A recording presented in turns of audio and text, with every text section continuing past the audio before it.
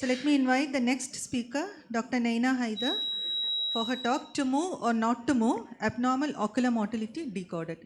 Over to you, madam. At the outset, I'd like to thank the Gokulam team for giving me the opportunity to present this topic. Just the previous speaker has showed you some pictures of the extraocular movements, especially the nuclear, that is the nerve palsies. I'll be touching more over the supranuclear palsies. So this was a patient who had come to RIO, referred from the neuromedicine side, and she was a 50-year-old female patient, and she complained of diplopia, and usually on the lateral sides she complained, and I will come to that.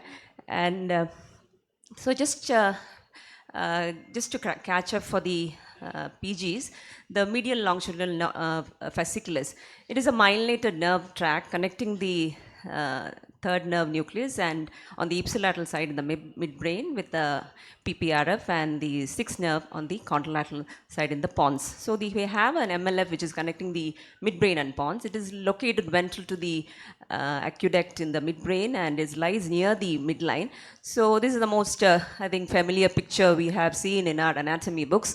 And you can see the MLF which is in red and connecting the third nerve in the midbrain and the sixth nerve in the pons, and it is associated with the PPRF, closely aligned with the sixth nerve. So the INO symptoms, this lady came with diplopia, not in the primary gaze, but more in the lateral gazes, and there is in INO you have this difficulty in tracking the high speed object. So in a neuroophthalmic case, you should be checking the saccades and the pursuits, and in addition to your extraocular movements, and there is history of headache. So you have to do a good extraocular assessment, and in INO you do get a ipsilateral adduction deficit with a contralateral abducting nystagmus and decreased horizontal saccades velocity. So there's a close-up picture, and you can see the abducting nystagmus in the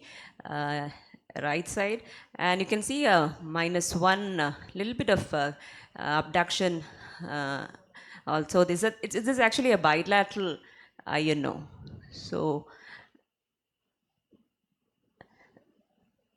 you can see the abducting nystagmus in the right eye, whereas the left eye you see a -1 convergence or a adduction which is deficit.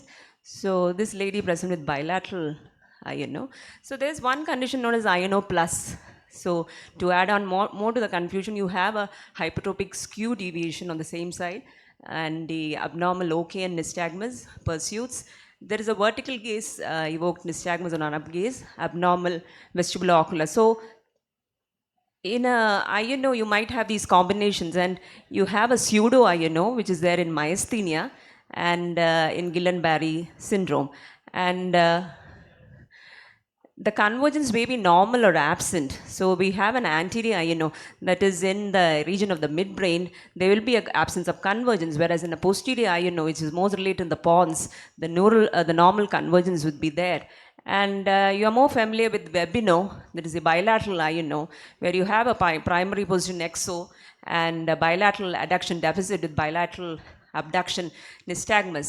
And there is also Vemino, so it's a monoocular INO with primary position exotropia. So as I said, the MLF and the PPRF, it can also be involved, and that you get is a 1.5 syndrome. So in that condition, there will be no horizontal movement. The ipsilateral eye, you can see on the picture on the left side, when the patient is moving on to the left side, the left eye is not moving at all. So you have, that is, the contralateral adduction is affected with the preserved abduction and an abducting nystagmus. I don't have a video in this. And etiology coming to INO is demyelination. I think the Dr. Bijoy would be showing us interesting films of this. And for this patient, we had this, as I said, the female patient had a meningoencephalitis, and she gave us this condition, and it was managed by the neurology people. And when she came back, she was normal, and the INO had disappeared. So demyelination, ischemia, infections, Arnold-Chiari, the inflammatory trauma and neoplasms. So another condition is Perinal syndrome. You have different names. I think for the PGs it'll be confusing and interesting. Dorsal midbrain, Sylvian aqueduct syndrome, presectile syndromes, and you have here is the vertical gaze center which is affected, and in this condition you have an upward gaze palsy and a convergent retraction nystagmus which is seen in this patient who also came from the neurology neurosurgical department. And actually I'm telling the patient to look up, and he doesn't seem to look up. You get this very interesting the convergent retraction nystagmus, and the down gaze is normal, and so this patient was a 55-year-old. Again, I'm asking the patient to look up. He's not able to look up, and the convergent distraction nystagmus is so beautifully seen, and that gives you a diagnosis of a Perinal syndrome. And the etiology is the peniloma. This patient presented with peniloma, and you can have Perinals in hydrocephalus trauma. So another patient is progressive supranuclear palsy, and you have Parkinsonism like features which make the patient inability to have a down gaze. So the patient has difficulty in reading, and he's not able to climb the steps. So these are the usual, that is the INO, the Perinals, and the progressive supranuclear palsies which can come to you, and these are the normal. So the saccades and the pursuits have been assessed in every patient with neurological and neuroophthalmic signs, and you have to take time to see these patients patiently. The extra motility, extraocular movements have to be assessed, and abnormal ocular movements may be confusing and challenging, but a thorough extraocular assessment can be done, and which can be can be interesting in a way. Thank you.